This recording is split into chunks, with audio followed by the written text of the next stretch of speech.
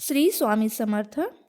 लक्ष्मी प्राप्तीसाठी व सुखी जीवनासाठी मी काही घरगुती उपाय व तोडगे तुम्हाला सांगणार आहे. चला तर मग व्हिडिओला सुरुवात करूया. बघा, पहिला उपाय असा आहे की घरात एक छोटासा का होईना फिश टँक हा नक्की ठेवावा. तर दुसरा उपाय असा आहे की स्वयंपाकघरामध्ये चुकूनही औषध गोळ्या या ठेवायच्या नाहीत.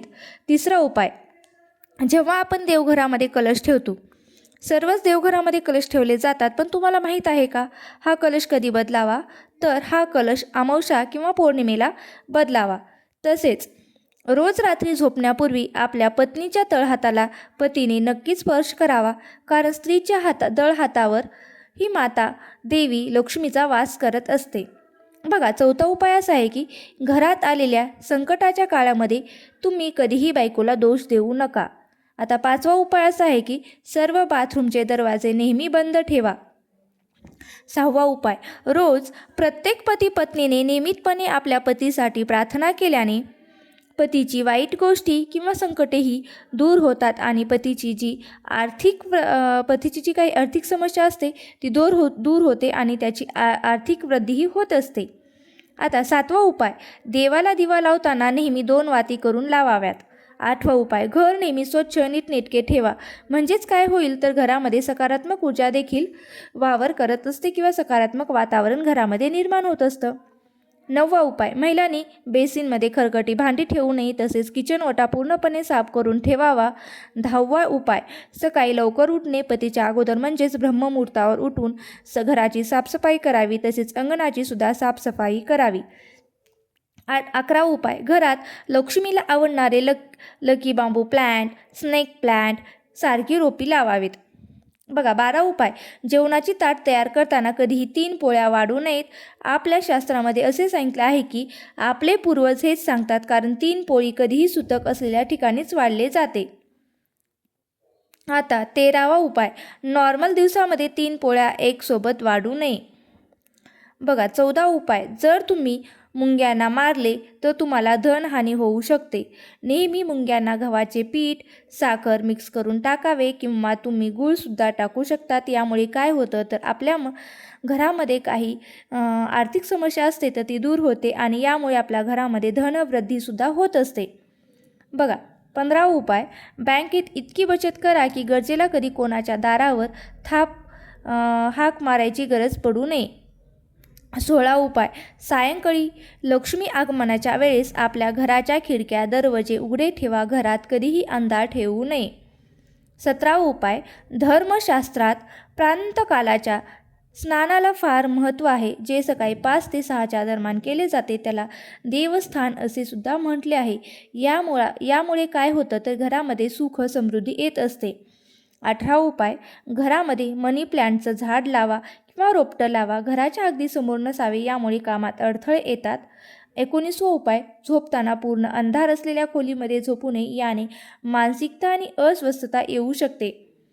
20, कधीही घरातून बाहेर पडताना कचरा किंवा झाडू नका किंवा पाहुणे मंडळी बाहेर गेल्यावर सुद्धा झाडू मारू नका.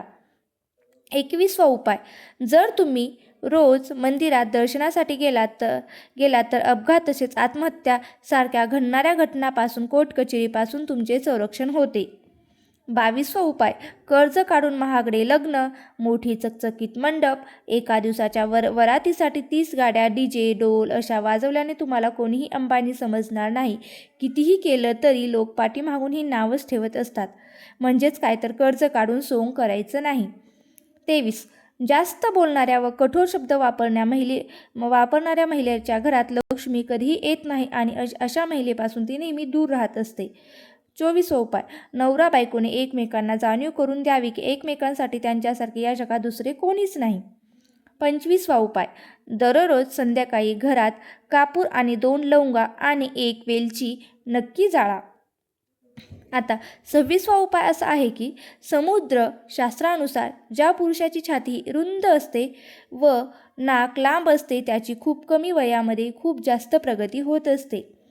आता 27वा उपाय असा आहे की पोळी केल्यावर तवा नेहमी उभा व टांगलेला ठेवा, उलटा तवा कधीही ठेवू नका. 28वा, कपड्यांना छिद्र पडणे अथवा लवकर फाटणे, चपला एका बाजूला झिजणे हे घरामध्ये वाईट दिवस येण्याची संकेत आहे. तरी ते वेळेत बदलावे. आता पुढचा 29वा उपाय असा आहे की जी महिला तुमची शत्रू असून देखील तुमची स्तुती करते, पाठीमागे द्वेष करते, अशा स्त्रीपासून दूर राहावे. आणि अशा महिलेचा राहू हा बलवान असतो, त्यामुळे मनातील गोष्टी अशा महिलांना कधीही सांगू नका. आता 30वी, एका स्त्रीने कुंकू किंवा मंगळसूत्र दुसऱ्या स्त्रीला देऊ नये किंवा दुसऱ्याकडून कधीही उधार घेऊ नये.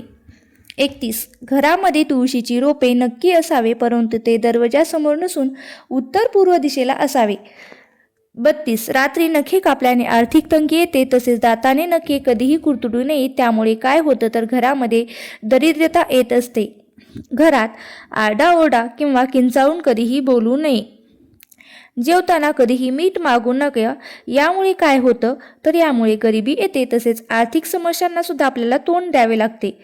आता 35वं कारण असं आहे किंवा 35वा उपाय असा आहे की कोणत्याही कारणाशिवाय दडपण जाणवत असेल तर कोणीतरी तुमच्यासाठी रडत आहे असे समजा. बघा 36वा उपाय, कधीही मुख्य दरवाजासमोर चपलांचा ढीग मांडू नये. चपला व्यवस्थित ठेवाव्या किंवा त्या आतमध्ये ठेवाव्यात. पुढचा उपाय, घरातील झाडू हा नेहमी लोकांना दिसणार नाही अशाच ठिकाणी आपल्याला हा ठेवायचा आहे.